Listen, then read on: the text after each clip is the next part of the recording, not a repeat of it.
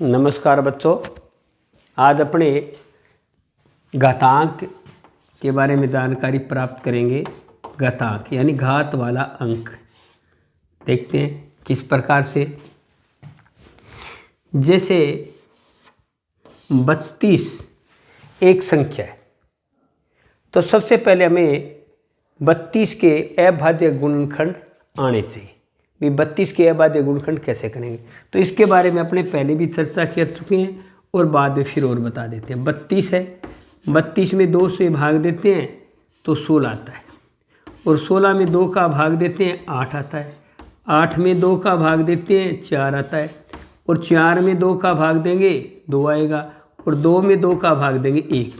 तो हम देखते हैं कि 32 के अभाज्य गुणनखंड 2 गुणा 2 गुणा 2 गुणा 2 गुणा में 2।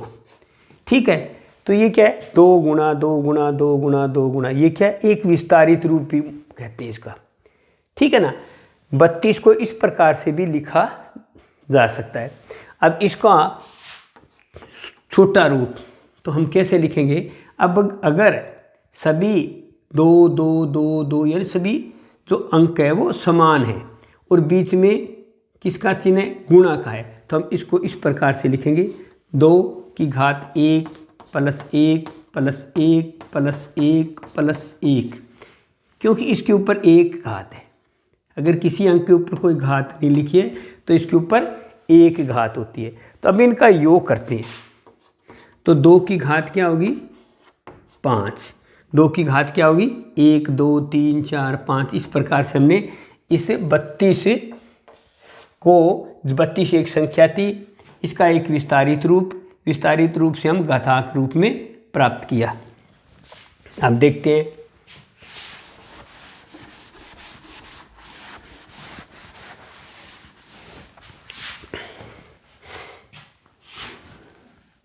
जैसे 144 है, 144 एक संख्या है और इसको घातांक रूप में, विस्तार रूप में पहले, तो सबसे पहले हमें अभाज्य गुणनखंड के बारे में जानकारी होनी चाहिए।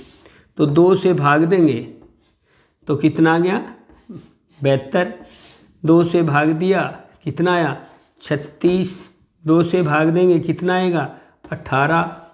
2 से भाग देंगे आएगा 9।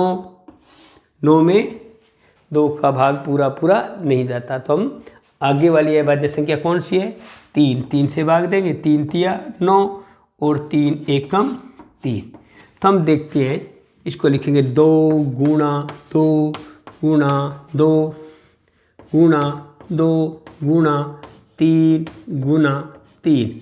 अब देखते हैं, हम देखते हैं 1 2 3 4, ये 4 है, 2 है, इनके ऊपर क्या है? घात 1 है, तो हम लिखेंगे 2 की घात 1 2 3 4, तो यहाँ 4 लिखते हैं, गुणा 3 की घात 1 और 2, तो यहाँ पर अपने 2 लिखते हैं। ये घातांक रूप है। 44 को इस प्रकार से भी लिख सकते हैं। अगर कोई बालक कहता है मेरे पास में 144 रुपये है, अगर कोई बालक इस प्रकार से कहे कि मेरे पास में 2 की घात 4 गुणा 3 की घात 2 रुपये, तो वह बिल्कुल इसी का रूप है, उसके पास भी 144 रुपये है।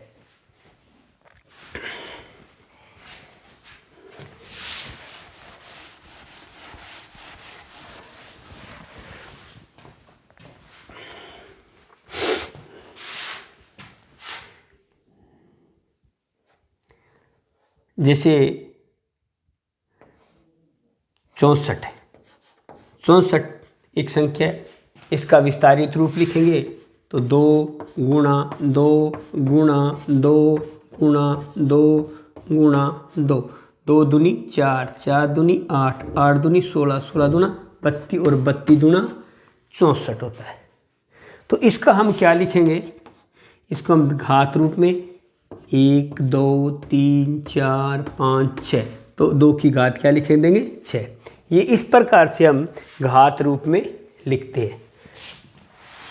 अब इसके बाद में हमें पढ़ना भी आना चाहिए और पहचान भी आनी चाहिए। जैसे 2 की घात 3 है, तो ये कौन सा रूप है? ये घातांक रूप है। अब इसके अंदर हम आपसे क्या पूछा जाएगा कि 2 की घात 3 में घात आधार का मान बताओ या बताइए, इस प्रकार से पूछा जाता है। अब 2 क्या है कि घात 3 है, तो ये 3 तो हम यहाँ लिखेंगे। इसमें घात कितनी है? 3 है। आधार का मान कितना है? 2 है। अब जैसे इसी प्रकार से 5 3, अब इसमें आधार का मान पूछे तो आधार का मान कितना है? आधार का मान बच्चों कितना है? 5 है। और घात का मान कितना है?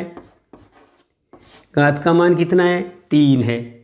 इसी प्रकार से अनेक सवाल अपने बना सकते हैं। जैसे 3 की घात नहीं 7 की घात 3 लिखा, तो इसमें हम क्या प्राप्त कर सकते हैं? आधार की पहचान।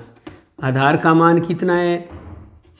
आधार का मान 7 है। और घात का मान कितना है? 3 है। इस प्रकार से हमें अभाज्य संख्याएं यानी संख्या दी है, उसके बाद में अभाज्य गुणनखंड करेंगे।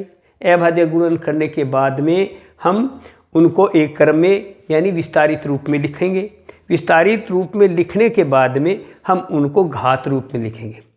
ठीक है। अब घात रूप में लिखने के बाद में हमें आधार और घात की भी सही सही पहचान होनी चाहिए।